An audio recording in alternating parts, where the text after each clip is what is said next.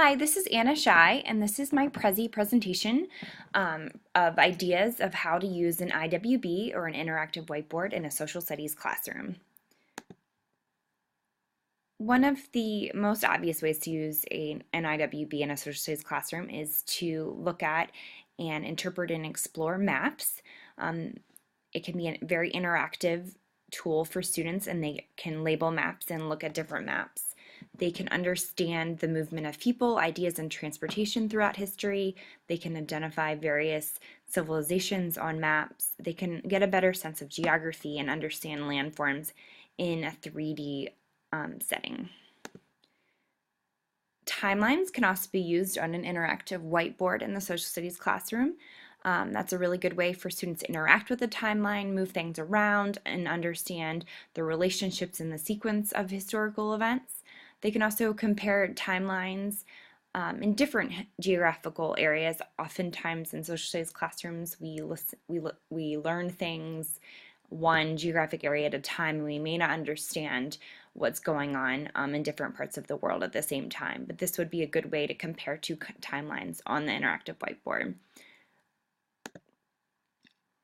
Another idea would be to look at a primary source on an interactive whiteboard. That way that students or the teacher can mark on the board while they're reading and they're interpreting. They can highlight the challenging text. They can go back and look at other things. Perhaps the teacher may have the vocabulary, some of the difficult vocabulary words already defined and embedded within the text with a link for the definition. Another thing that could be embedded are photos or art or other visuals for students to understand the primary source. Perhaps the primary source could be compared to a modern text on an interactive whiteboard.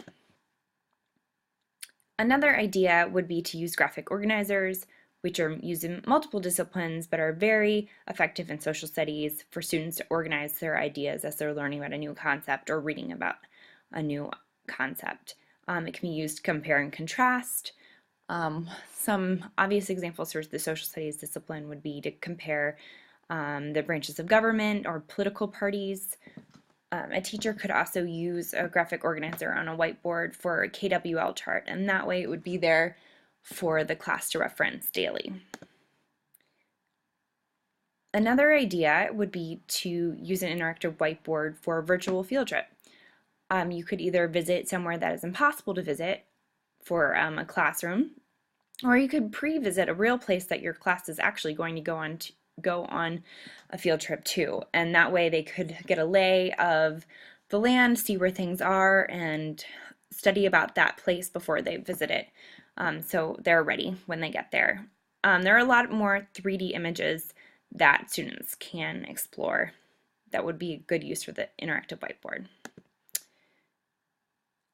More specific ideas that are mainly from Scholastic would be to create a top news story. You could have interactive quizzes and polls.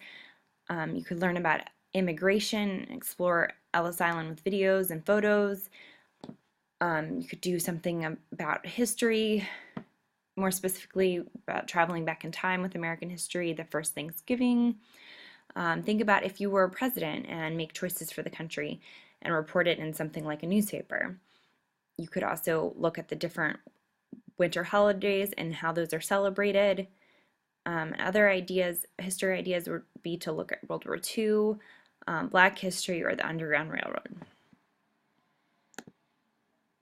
So that is a list of some of the ways social studies teachers can use interactive whiteboards, but really only the tip of the iceberg. There's so much more that can be done. The references that I used for this presentation can be found here, mostly Scholastic, Eduscapes, and whiteboardblog.co.uk. Thank you so much.